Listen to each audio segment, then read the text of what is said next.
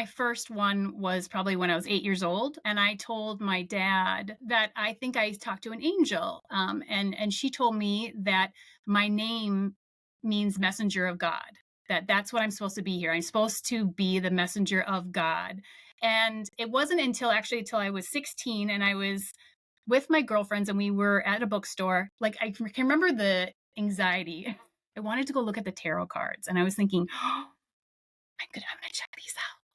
And so I started looking at them and a woman grabbed my hand and she said, you already have the gift. You don't need those. You are God's messenger. And I was like, welcome to Soul Sisters Get Real, the show that goes deep in who we really are and why we are really here. We're your hosts, Caryn from the States. And Eleni from Australia. We've had heartfelt conversations as soul sisters for years, and we're ready to share our truths, stories, and life lessons with you. And to inspire you to connect to your truest essence, which resides deep within your soul. There'll be tears, there'll be laughter, and there'll be no holding back. So sit back, relax, and let's get real about the things that truly matter. Hello, welcome to today's episode. I am thrilled to talk to our next guest, Angela. And Angela Ernst is a recognized Minneapolis top hypnotherapist from the United States, and she offers personalized guidance in therapeutic coaching and hypnosis, providing personalized guidance to individuals on their unique journeys. So one of our colleagues, also a hypnotist, hypnotherapist, that I had met years ago at a conference, I think it was shortly after Josh had passed away, or maybe it was right before. So welcome, Angela. Thank you so much for being here. thank you for inviting me. I'm so excited to have you. I want to tell you a little bit about Angela and where and how we met and what she is for me in my life. So Angela is a beautiful, beautiful soul that I just love to talk to anytime that I get the opportunity to do that. And shortly after Josh passed away, my son, in the motorcycle accident, many people had been contacting me, offering me, messages that he's super relentless, that he had been giving them. It was so crazy, which is part of what the book is about that I'm writing. But Angela contacted me and said, I had a dream about your son, Josh, and she had a question for me. And she said, what does the color maroon mean? The color maroon kept coming up. And she said, he's telling me to have you find something like a letter jacket or something and wrap yourself in it. And when you wrap yourself in it, you'll feel a really big hug from him. And Angela, I'll have you tell a little bit about it also, because your side, might be a little different than one. And I thought, oh my gosh, that's so crazy, because immediately that was his college wrestling colors. And that was his college mascot, was the eagle. And I was like, that's exactly, like, I knew it was him right away. And ever since then, like, Angela has a really good sense and is very spiritual. So I'm super excited about this conversation. So thanks again for joining us. Yay. I'm glad to be here. Yeah, and I also personally met Angela a number of years actually before COVID, when I was in the States at a conference. And Angela is a very close friend of one of my very close friends.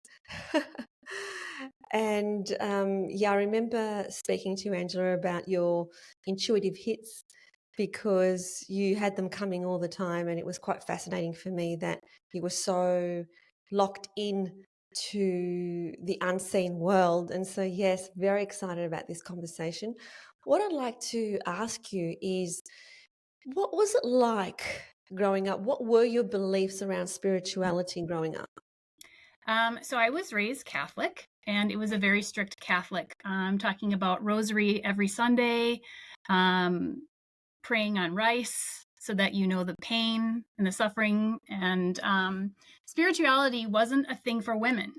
It was, you got your guidance from your priest. That's where you got it. And the interesting thing for me was, any times I would talk about, hey, I saw this or I felt this, I was told, oh, no, that's the devil. That's the devil trying to communicate with you. So for many years, I shut down and was just, and even still to this day, for years, Mark actually was the only person that knew, besides my sisters, that knew that I see things and feel things sometimes. He was the only person I shared that with, because that's kind of how Mark and I became friends, because we're both like, you got that gift, I got that. Like, so for me, it was just it's been a long journey of going, is that okay? No, it's not okay. Is that okay? No, it's not okay. So that for me has been a hard thing. And if I share something with you, it means like the person won't shut up, or the feeling won't shut up until I do it. So then for It's me, it's so like, Josh. I have to do this, because the factor, like for you, that I reached out to you about your son, like Mark's like, when I told Mark about that, he's like, you told her? I'm like, yeah, I felt like if I didn't, I swear to God, I was not going to get any sleep. So it was just a matter of like, okay, just, you can feel, you feel this pain. I kept on being shown pain and sorrow, right? That you were feeling. And it was like, how do I express it? It was more or less like my heart hurt so bad. I felt like I couldn't catch my breath. And I was being told, if you just say this, she'll catch her breath. If you just say this, she'll catch her breath. And I'm like, okay, fine. I'll say this, and then I'll let it be.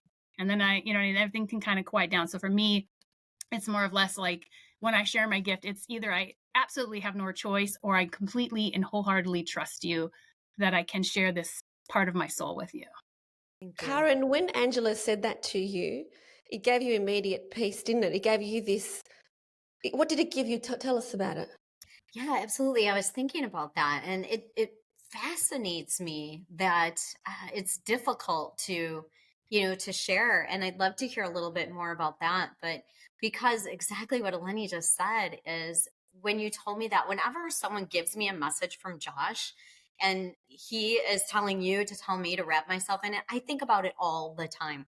So I go around my house sometimes and I'm like, okay, what next? Like, what can I wrap myself in and feel his hug? And it gave me such peace Yeah. that that he was reaching out, and that he's so powerful on the other side that he can reach out to someone that I met at a conference, that's a friend that lives a state away from me, to tell me that he's okay and he loves me, and this is how I can feel his love. Like, how amazing is that? So yeah, I'm a little curious, like, what is it in you that, makes it hard? Is it just feeling judged or different, or like because it was wrong? Well, there's a duality happening. Obviously, my childhood has a lot to go into it, that it was wrong. But I think also I've been punished quite a bit when I've had friends or family members ask me, "What do you see in this area for me?" And then I would see for them, and then they'd be so angry. Wow. If whatever that was came true, or the disbelief of what it is that I was reading or feeling. It's part of the reason where, like, I think, when I first met you, Ellen, it was, you kind of said this thing to me, something like, I thought you would have been really talkative and you and I would have hit it off right away. And I was like, it's not that I don't want to open myself up. It's just I need time. I need time to feel. I need time to adjust. And at Heartland, I'm a very introverted person. I become extroverted when I really trust people, but it's because everybody's energies are coming in, and Yeah. it feels so heavy to me that I'm like, and I think I told you, Caryn, that I sat next to her. Everybody was dancing. I sat next to her and I was like, peace, quiet. And it was like this, Yeah. her energy was so soft that I was like, when I sat next to her, I literally leaned against her like that a little bit, because I was like, oh, there's such peacefulness and silence over here. And I was Mm. like, this feels good. Because when so many energies are around, for me, it's overwhelming. And at that point in my life, I would say didn't know how to put kind of my shield up and my bubble up, so that everybody wasn't coming at me from every direction. Yeah, I get Um, that. I get that yeah, because I feel like that now. yeah, So now, even if I walk into you call it, a mall, we call it a shopping center. yeah, Even when you walk into a big space with a lot of shops, it's like, okay, just breathe. I never used to be like that. I never felt the energies the way I feel them now. So I understand that now. I wouldn't have mhm, understood that then. yeah, So back then, I was like a big explosive energy, and I wasn't really aware of energies and how they felt. But I'm curious, Angela. Tell me about, or tell us and tell everybody about how did you realize that you were able to connect into the unseen?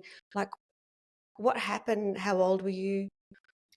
I think my first one was probably when I was 8 years old. And I told my dad, um, I got in so much trouble, uh, that I think I talked to an angel. And she told me that my name means messenger of God, that's what I'm supposed to be here. I'm supposed to be the messenger of God. And I didn't know at that time that that's what my name meant. But and he was like, "Oh, Angela, no, no, no. Yeah, your name means that." And he's like, "I actually named you after all this reason." And it was like a total utter disregard of everything that I just brought forward. And I was just told that was like it was a dream, or it was in my imagination.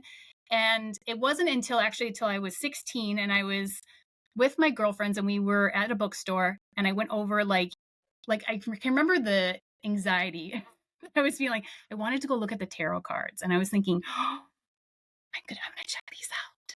And so I started looking at them and a woman grabbed my hand and she said, "You already have the gift. You don't need those. You are God's messenger." And I was like, you're freaking me out, lady. And I immediately left the place and felt such anxiety about it. But my very good friend bought me a deck and she gave it to me as a gift. And I was like, okay, there has to be something in this universe that I'm supposed to be doing this on some level, right? I don't do it very often, but that was like my first realization of, okay, let me dip my toe in the water and see what I see. We were just talking about, I was talking with Chad about Ouija boards when we were younger and how they were, they were like taboo and yet people were doing them. And it sounds kind of like that. Like Uh-huh. you had that same experience, like stay away from it. It's really Mhm. bad. Yeah, even still for me, Ouija board, because like I studied the history a little bit of Ouija boards and how the first one was kind of made. So I don't mess with Ouija boards I myself. agree. Yeah. Because of the intent of the first one. But tarot cards, like even when you do it, you should, this is just my personal opinion, you should always be creating a sacred space and setting the intention that only good can come through. Because when you open up any door, things can come through. Multiple things and energies can come through, and you should only be setting yourself up for the goodness to come through. A lot of times, if I do them, I'll keep a little thing of salt just right by me. And if I feel anything, I immediately spring it out into the air. And I always smudge and sage the place, which my husband hates because he doesn't like that smell. But I always do that because I want to make sure that when you open yourself up to the universe, you're opening yourself up to everything. And it's important to set your intention first, that no ill will should walk through the door. Yeah, absolutely. I do the same thing in terms of, anytime I sit down to pray, the first thing I say is that only energies of the highest light, the highest truth, and the highest wisdom, the highest love are able to enter my space. All other energies, I send you back to where you came from with love. Like it's Mm-hmm. important to love them too, because that's the Yeah. only thing that permeates through the darkness. But you're right, with things like Ouija boards, it does open up a space of, well, you don't know what type of energies are going to come through and you don't want other energies to come through. So Angela, with regards to your husband, you said that, before we opened this conversation, you said he made a profound difference in the way that you saw the world. Can you talk us through as to, well, what actually happened when you met your husband? Oh, he's so cute. First of all, let me just say that. Um, so Matthew and I met at a time where I would say I was done with men. I just wanted to concentrate on my education, and that was that. I never really believed in love before my husband. I was perfectly happy of being alone. I knew I wanted to be a mother. I did not care if a man was involved with me being a mother. I knew I could do it on my own if I needed to. If a man came, great. That's how I viewed it. So we were in psychology class together and I noticed him. I thought he was cute, but that's about it. I went to my car one day, went to go start it, or went to my car, and there was a note on it, and it said, "I think you're the most beautiful woman in the world. I'd love to take you out." And I went, and I crumpled it up and threw it into my car. And then I went to start my car, and my car would not start. And so I was like, I'm looking around for help, and there he was sitting 3 cars over, and I had to swallow my pride and go, "Will you jump my car for me?" And he said, "Well, will you go out with me? If I do, And I was like, yeah, fine. He's like, well, why'd you throw my note away? I'm like, look, I just want to concentrate on myself and educating myself right now. He's like, well, I'll jump your car if you go out. So he did. He jumped my car when he was done. He's like, so you're going to go out with me, right? And I said, yeah, fine. And he jumped up in the air. And when he did, he like tripped. He like lost his balance and he fell. And I was like, I felt this like a shoot through my heart. I was like, oh my God, he's so cute. And then we went on the date and we talked and the world around us disappeared. We spoke. I told him things like it takes me a very long time to open up to somebody. I told him everything. Everything. And we talked, and so much so that around the restaurant, the manager came, goes, yeah, we're closing. And we looked around, we couldn't believe that everybody was gone. And so then he walked me out to the car and he said, so what do you think? Do you want to get married? And I said, yes. And he moved in. He moved in 30 days later and we got married the next year and we've been together ever since. And he is just, he's my half. He's my other half. He's my soul. It's like we knew each other from that first date. It was like, I've known you so many times. And now we're finally getting to the point where we can be together. What a beautiful love story. We're very lucky. The way it's been described to me by a high dimensional being that I interview every week is that in our DNA, we actually have that connection with that person so that when we actually get together, it gets activated. And so there's this pull and you don't know why. There's this pull and you don't understand it. It's not logical. It's because you're supposed to be together. So that's a beautiful story, Angela. Yeah. I mean, it even more so, like, even though like I felt that pull to him, because I grew up where there weren't really a lot of good examples of healthy relationships. And at that point in my life, I would say I was not the confident woman I am now, and really had a lot of stuff to unpack. I would try to sabotage things because I'd be like, there's no way you could be this amazing and I could love you this much and be this happy. There's just no way. It's not possible. And he would go and he would take my hands and he would go, I'm here. I love you. I'm not going anywhere. This is real. And he'd give me this reassurance over and over and over again. And I am so grateful that I had someone that was so patient with me when I wasn't at the space. And then I could pay him back later on when he wasn't in the space. Can I ask you on that? Sorry, Caryn. I just wanted to, because she's just said something that I'm interested in. Because he is so much, your person, the person that you want to live the rest of your life with. Do you ever have any fears that something will happen to him? All the time. All the time. That's what I've had to deal with Christian too. So how do you deal with that? Well, the first thing is I remind him that he makes me weak in the knees. So I say to him, I'm like, you frustrate me because you make me weak. You make me vulnerable. And I hate this vulnerability, this feeling and that you're going to go somewhere. And then I actually imagine a bubble. Like he travels a lot for work. So he's away from me a lot. And I hate that. Because I'm always, I can't control what's going to happen. I can't protect him. And so I imagine a perfect bubble around him. I close my eyes and I send my love and my light and my energy to him. And I just ask the universe to protect him and to bring him home to me. And I hold that space and we communicate constantly while he's out of town. And I also have my intuition. I'll show you guys a little tidbit. So when we were first together, my husband was at this new job and there was like a party afterwards. And I woke up in the middle of the night and I was like, I had this image of this woman smiling and flirting at him and touching his leg. And I was mad. So I called him. I'm like, hey, where are you? Give me a call back. He didn't answer. And I sent a text message and I was like, get that woman's hand off your leg. And he goes, he texts me back, are you here? And I'm like, nope. And so then he calls me. He's like, hey, how did you know that girl just touched my leg? I'm like, because I just woke up out of a dead of sleep and there was a woman flirting. He's like, oh, she wasn't flirting with me. She was saying that she liked my pants. I'm like, sweet baby Jesus, you're adorable. That woman's flirting with you. And he's like, oh, and he, in all honesty, when I saw his face and we were video chatting, like it went over his head that she was doing that. But I was like, that made me feel uncomfortable and I don't like that. So I feel like if something is going to come, the universe is going to tell me. something to prepare myself for and watch out for. And I do know that if something were to happen to him, I would be okay. I don't want that, but I know I'd be okay.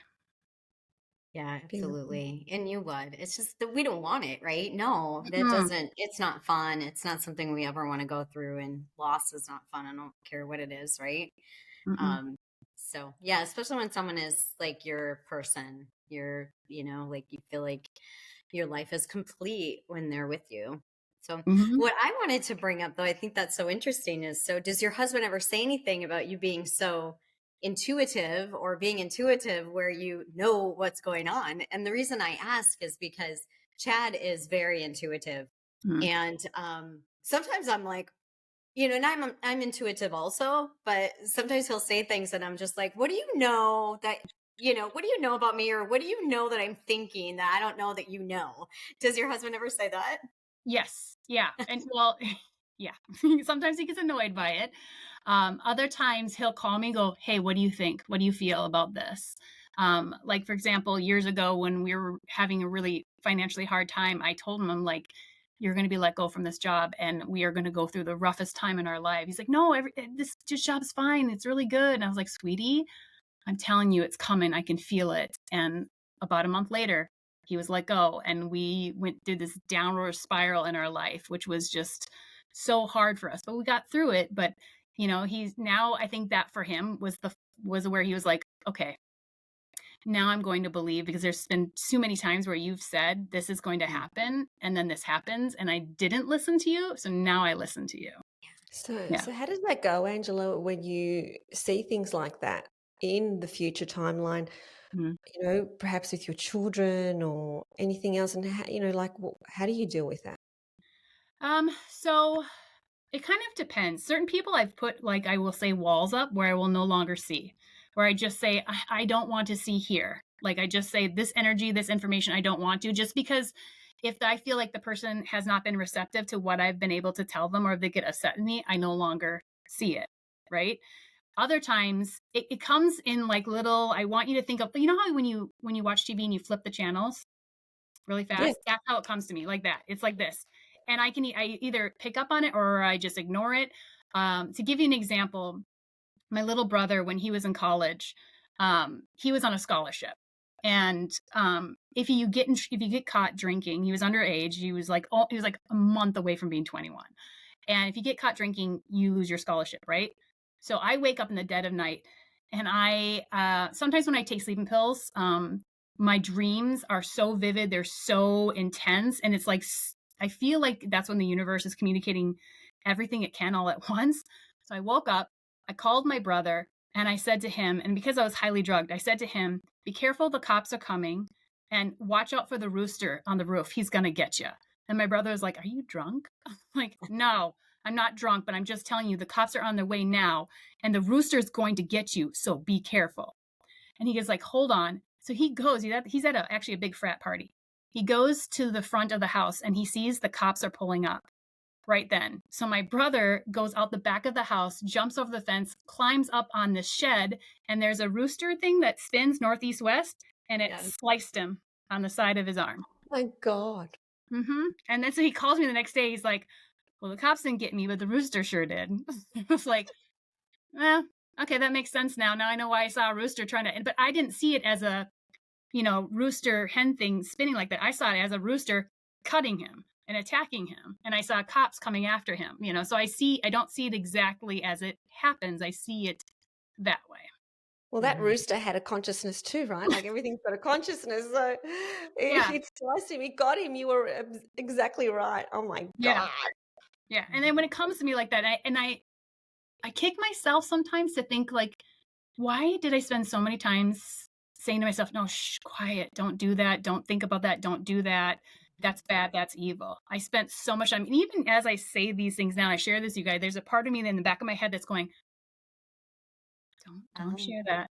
Don't share that interesting. piece of your soul. Don't do that. So that's interesting because that's about like your childhood and the Mm-hmm. vulnerability. And yet, like, I have a firm belief, and it's all over my book, is that intuition for us is given by God. It Yes. is it's divine, because he wants us to feel into how things feel. He wants us to use our feelings and feel the energy around us, if it's good for us or not good for us. And so it's interesting how our society has said using your intuition, I think it's opening up a little bit more, but how we think it's bad and wrong, but yet it's really of God. Yes. I full-heartedly, consciously and unconsciously know I believe it's from spirit, it's from God, it's from the universe. It is totally a inner child thing. Plus, also, it's a matter of like, sometimes when you tell people you can do this, then they ask constantly. And then you're like, Oh, this is, I can't be your friend that you ask this, only this for, you know what I mean? I'm this and so much more. yeah. Yeah, because that's draining, right? Because there's no equal exchange of energy.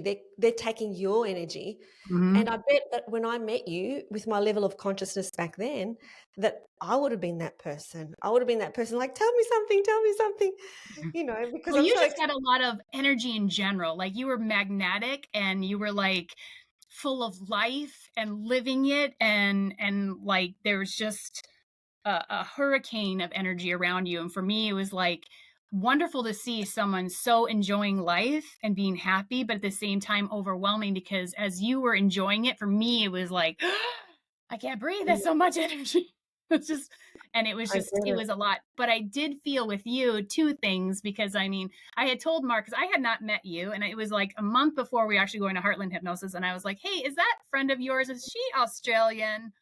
And he's like, yeah, why? And I'm like, because she's dating Bruce Willis and she's totally in love. And this woman that I have never even met, I'm like, I described you what you looked like because I hadn't seen you. And at that point, I think if you guys both remember, I wasn't really on social media like I am now. Like back then I was like, I don't really like social media. But I was like, this Aussie is like yelling at me that she's so in love. And she like, you came to me like in a dream and you stood over me on my bed and telling me how much in love you were. And I was like, I don't even know you, but okay. Sounds so good that you're so happy and you're so in love. And I called Mark and I'm like, yeah, I have some questions about your Aussie friend, you know? So this was Really? I before. didn't know that. But that's the future me, because the funny Mm-hmm. thing is that that was the future me that went to you, because I hadn't met Christian then. He wasn't in my life then. But he does look like Bruce Willis. So he's actually got a picture where it's half Bruce Willis's face and half his Mm-hmm. face, Yeah. and it's the same face. Yeah. That is Yeah. absolutely hysterical. But I had not met Christian then. It was a number of years after that before I actually met him. So it's so funny that my future me went to you and said that.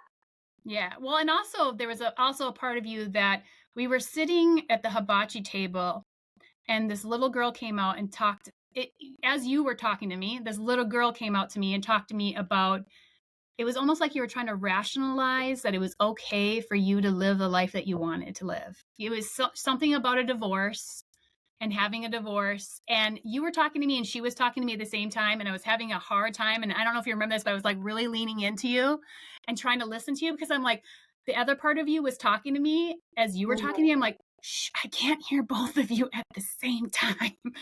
But she was trying to say, like, I needed to get away. I needed to have my own life. I needed to live and do what I needed to do, what was right for me. And I'm like, okay. I'm trying to hear the one that's trying to tell me about her practice behind you. But it was a lot of energy coming around all at the same time. Wow. That's incredible. That's all new information to me. That's, Yeah. So like I said, I typically, like the fact that even I'm sharing with you ladies right now, like typically do not share this stuff.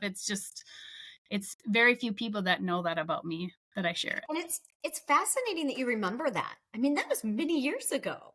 I feel like whenever there's a lot of emotion, that's when I feel it. Like, and I can remember it, when there's a lot of like energy around it, I feel it tenfold over.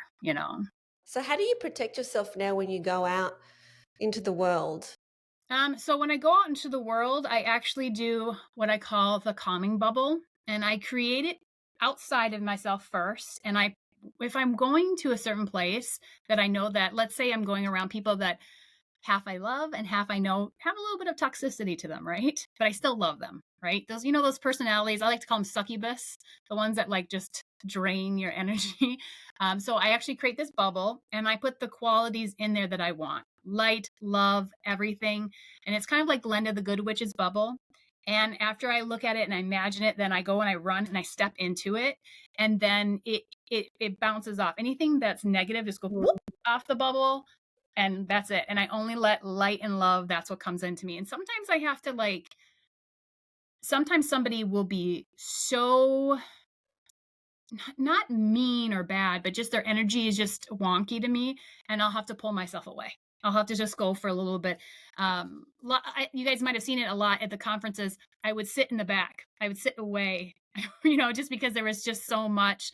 And I would do that as a way of protecting myself from all the different energies. Although I will say, I can't remember whose class it was, but I went to one of the classes and I came late with Mark into the class. It was about angels. And I got called out as soon as I walked in, and I was like, oh, she said, you're an angel here on earth. And do animals love you? And everywhere you go? And Mark's like, yeah, I've literally seen a bird fly and land on her shoulders. And I was like so called out. And I was like so worried that the rest of the conference people would come up and ask me about being like a so-called earth angel. And I was so energetically stagnant at that moment because I was so worried that that would change everybody's perception of me. So how do you think when you embraced that you have these gifts, Mm-hmm. and that you can hear souls on the other side, and that you can feel these energies and your intuition, how do you think your life transformed after that? How did it change? How did you look at things differently? I think the biggest thing for me is changed is loving myself first and foremost. No more beating myself up over the factor that this duality was happening inside me. Once I finally accepted that I have it, it was like, okay, this is just who I am and it's part of who I am. And there's a purpose to this. And I must do it when the universe or like people scream at me that I have to do it, then I have to listen. And I just feel like the acceptance made me awaken in such a different way as a woman, as knowing that, like I said before, being raised Catholic, it's very much so that we are subservient. We are not healers. We are not spiritual guides. We are not these things. But the moment I started going, this is a reality. This is who I am. I can do this, is the moment that I feel like the universe goes, she's here. She's here. So much so that, like, if you can, I don't know if you guys can see back there, there's a lovely little plant. Mm-hmm. And I have 3 plants that I feel like I was just walking in the store, and I'm not a plant person typically. I'm an animal person. Like I literally will have animals come up to me all the time. But these 3 plants called to me, and like her name is Hecate. And then I have another plant. Her name is Isis. And the other one is Persephone.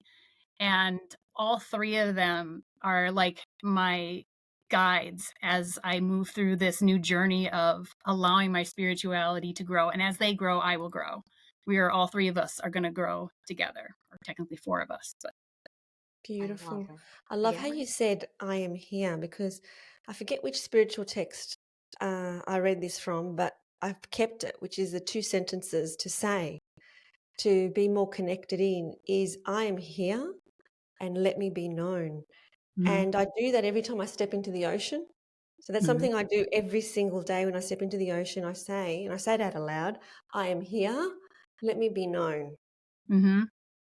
Yeah, I sometimes will go, I do every morning, I do affirmations. It's one of the first things before I even put my feet on the ground. And one of the things I say is like, good morning, universe. I'm here. I'm listening. What do you want to say to me? And then I'll just be quiet for a minute and I'll listen to whatever she wants to say to me. And then I move throughout my day and I listen throughout the day as things come to me. And I always also add something along the lines of like, whatever it is that I want in this world wants me as much as I want it. And I want to encourage you, Angela, that, when those things come to you, and I know it is about like trusting, and if it's someone you can trust, but such a gift for you to be able to give that gift to someone. And so, like if Josh ever comes to you again, I say like, tell me what you got. And I get stuff from him too, but. Okay. Yeah. So the only thing I'll say right now is an orange cat. Mm-hmm. That's all I'm being shown right now is an orange cat. I don't. I love it. Yeah, that's well. So he had a little Tigger cat, and when he was when he was little. In fact, I was Like a just toy. watching videos. So funny. Yeah, like a tabby cat. And I was just watching videos, and he named the cat Baby because it was the only thing he could say, and that was his cat, and he loved it. And then about not even a year before he died, maybe just 6 months before he died, he got the same kind of cat that he was dearly in love with.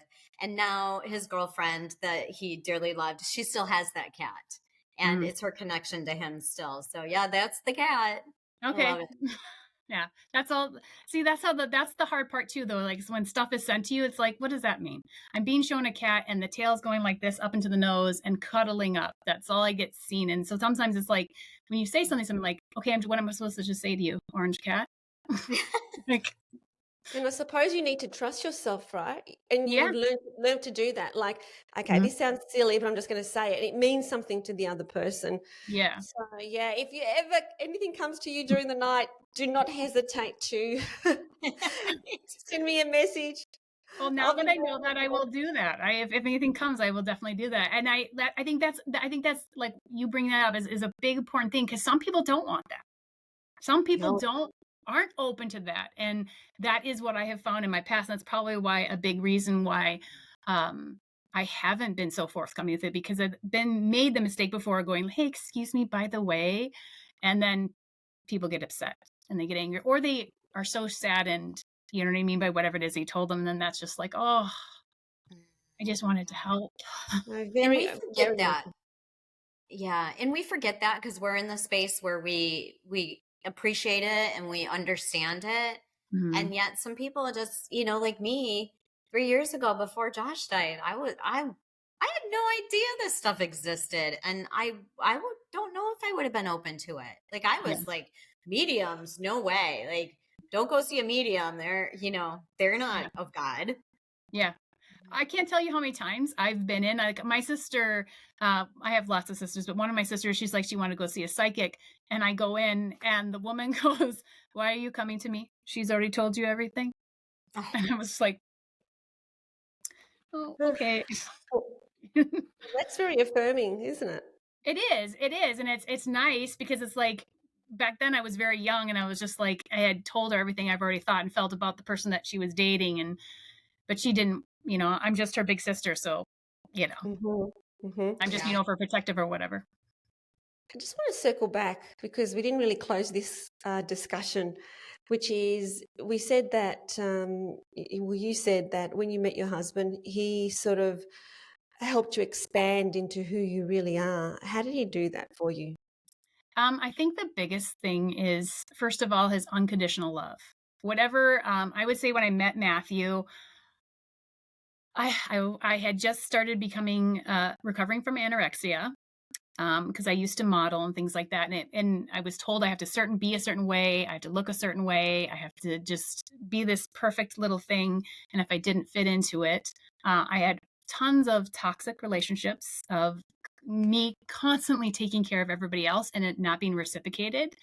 So first thing he did is he helped me set up boundaries. He would say, hey, this is unfair, Angela. Like you're literally going over to this person's house at midnight. I have yet to see this person do anything for you. And I would say, and this is my life motto. It's nice to be nice. I will always, if I can choose kindness, I will do that. If there's a homeless person and I have $5 on me and I can do it, I will do that. That's just who I am. I love to see people happy. And I will sometimes do that to the detriment of my own mental health. That is something that I have had to learn to go like, even though it's nice to be nice, it's also nice to be nice to yourself. And he kind of showed that Yeah. mirror to me going like, hey, Angie, you don't have to kill yourself to love others. Yeah. Mm. Boundaries, right? Mm-hmm. So I think Mhm. that's the biggest way. The other way was he pushed me. He pushed me to go do the things that I want to do. I mean, I could tell Matt tomorrow that I want to be an astronaut, and he'd be like, okay, let's figure this out. How do we make you an astronaut?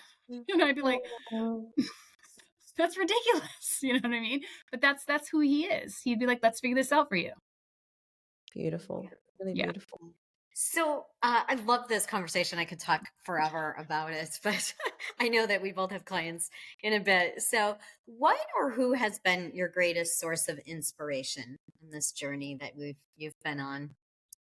I'd probably have to say, if I don't say my spirit guide, then I will be in trouble because, like, Hmm. I would think that, like, for me, it's like my higher self. It's not like a different entity or angel. For me, it's actually the highest version of myself that has fully evolved. But this version here has not. You know, Hmm. um, she has helped me out immensely. I think that's one of the biggest things is being able to actually no longer argue, but just listen. And then Hmm. I would say Matthew. Matthew has probably been the biggest person in my life that has made me realize that there's nothing I can't do. Of There is course. absolutely nothing I can't do. So when you speak to your spirit guide, your higher self, the highest Mhm. version of you, how do you do that? And how often do you do that? And what do you do? So for me, water is my conduit. Water is how I get into the zone.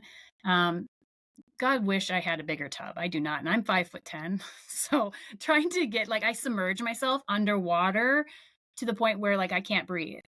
And I will go under there, and that I love the silence of it. And I will do this in the ocean, I will do this in the pool, I will do this anywhere. And I will just go down there. And before I go down, I just say, okay, I'm so open. I'm so here. I just need some guidance. I need something to fulfill me right now. Help me see it, feel it, whatever it is. And then I will submerge myself. And I'll submerge myself for as long as I can. And I feel like time slows down when I do this. It's as if the world falls away and it's just me and the silence. And then I can hear wholeheartedly. And my favorite place to probably do it is in a pool because I can go deep down to 9 feet, and I will just grab a weight and I'll go all the way down. I'll put it on my lap and I'll just sit with my feet crossed and sit there with my palms open, listening. And that's when I hear whatever it is that I need to hear. And do you hear that in another voice or in your voice? I hear it in a different voice. It sounds deeper. And more than hearing it, I actually see things. I'm more of I see things and then I feel it than hear. I'm not a huge audio person. I'm more of it's quick little flashes or it's a feeling. Like for me, when I get around somebody or something, my whole body will light up. Everything inside me will go, whoop, oh, okay, if something's coming through, do I want to have it? Do I not want to have it? And I'll get exceptionally hot, which normally if you touch me, my hands are ice cold. But when I start to feel something for somebody else, everything changes and I get warmer. And are there ever times with what you receive that you don't do or don't want to do? Or do you Mhm. just surrender and do it all? No. No, obviously, with Caryn, I didn't surrender right away and I learned my damn lesson. Um, but so, yeah, there's definitely times I do not say anything.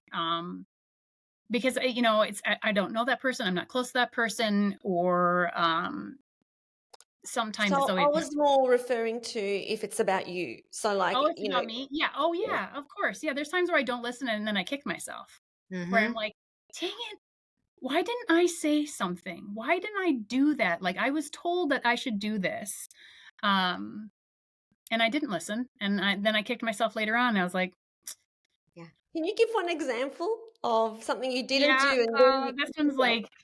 I could kick myself. My husband's still mad at me for this day. I played the lottery. And while picking the numbers, I was going between two different numbers for the actual red ball, right? And I decided, you know what? I'm not going to do this. I'm not going to pick these numbers, and I'm just going to do a quick pick. My numbers were the numbers. And it's my husband had saw them on a little piece of paper, and he's like, "Why do you have these numbers here?" I'm like, "That's what I was going to pick." And it was like that following Saturday, and those were the numbers. It wasn't a lot of money, but it was money.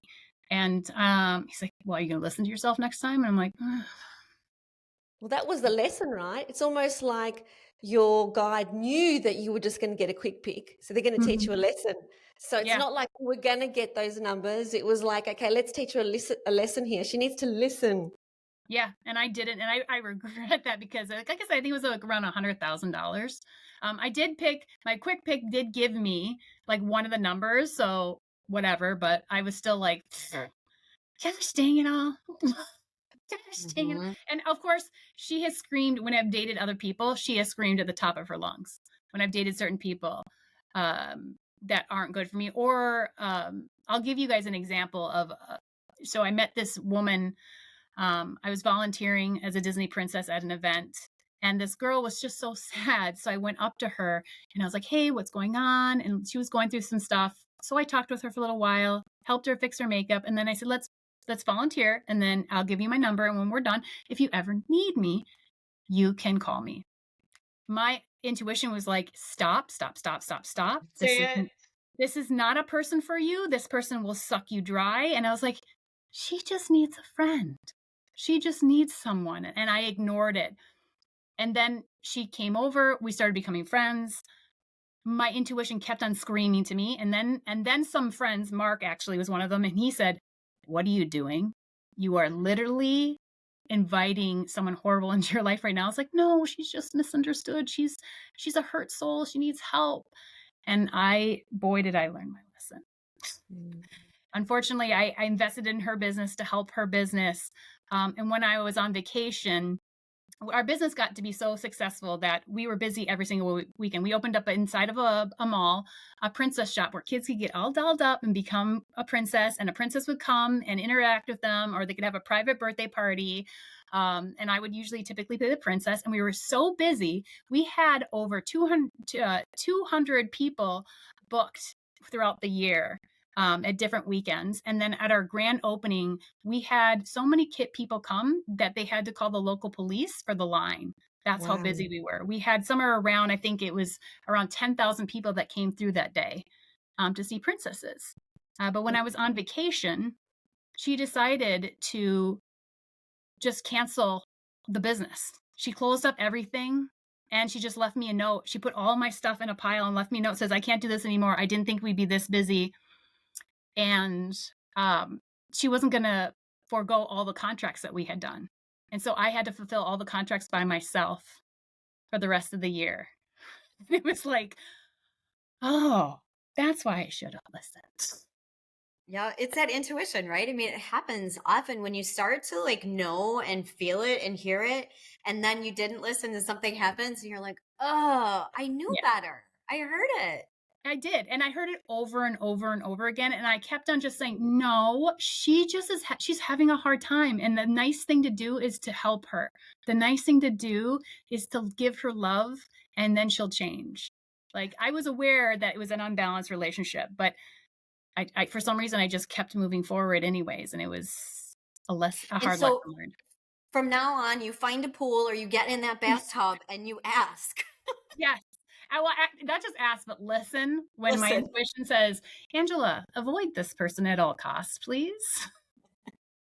This has been an amazing conversation, and I love it when our guest is someone that both me and Caryn have got personal experience with. It was just beautiful to hear your angelic voice and your experiences. Thank you so much for opening your heart.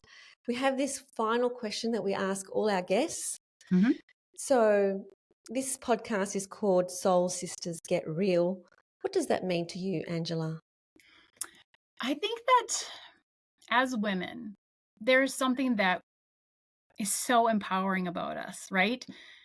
It's like when you go to the bathroom and we go in groups, and then there could be a girl crying, and all of us will come around to that girl. We don't have to know her. And we will go, "It's okay. We're here for you. What can we do? We love you." We will fill her cup. We will, whatever it is, let's say it's a boyfriend who just hurt her feelings, we will build her so up, and then we'll come out as an army and protect her and love her and fill her with light. I think that's what that means, is like, if you can get to that space where you fix the girl's crown and you're not Yes. intimidated by her, I was that just is thinking like, that. Yes, that is like, those are my girls. Like, if you can just be like, she's powerful, I'm powerful, we're powerful, like that's what I love. And I think that society teaches us to pit each other, to go against each other, and to compete with each other. But when we actually get smart enough and brave enough to go, I don't have to do that. You can be amazing and I can be amazing too. And our light, when we make it brighter, we make the other person brighter too. And I think that's what Soul Sisters is just realizing that together we are stronger. I really felt that when you said that. Caryn, did you feel something in your body? I really felt my whole body just, I just received that so beautifully. That was just beautiful. Thank you so much, Angela. That was Yes. amazing. Thank you. And I was thinking the same thing before you even said it. I was like, yeah, they're like straightening each other's crowns, right? Like, you got a blueberry in your tooth, let me straighten your crown. And that's Yep. like that love that we share with each other. And what I was getting from it also is when we learn how to love ourselves, that's how we get to be a team and love each other, right? Because it's not a competition anymore. Right. Exactly. And I think that like, I strive when I go out to always compliment women all the time. Sometimes I compliment men too. I don't do it as often with men because I don't want to talk to them as much because, I don't want to like make them think I'm flirting with them in some way or something like that. Right. But with women, I do it. And I try to, not just their appearance, but I try to like, if I sense something from them, I will try to say something like, you look like you are somebody who makes really good decisions. Oh, You look Oh, like you are somebody who will just love somebody unconditionally, and they're so lucky. yeah, I like yeah. to look for that because I think that we forget that everybody needs a little cheerleader, Everybody needs Right. that. yeah. Absolutely. I used to do that with every client that walked in as well. Mhm. Like there's something about them that I could, and I'm very good at spotting the good things. Like it might be a necklace or something. I do that with the checkout chicks, and their whole eyes just light out. When you say Mhm. something nice, you can find something nice in everyone, Yes. everyone. And I loved your analogy about the bathroom and the crying girl because I don't know about you, but I've seen that scene many times. The bathroom with the crying girl. There's always a bathroom with a crying girl at a big event. And Yes. so, are you that person that goes in and supports, or are you the person that just walks past? Yeah. I will say some of my closest friends they were crying at one point. They were somewhere and that's how I found them and I'm like, "Oh, hello. Oh. What's going on in your neck of the woods? What's happening?" And then that's how they become my friend. Mm-hmm. Love it. Beautiful. Well, thank you so much for being with us. This was a delightful conversation. It was. I love you guys. Love Love you you too. Thank you so much. Thanks for watching. We hope you loved it. And if you did, please like this video and subscribe to the channel. And remember, always connect to your truest essence. And choose love. We'll see you next time.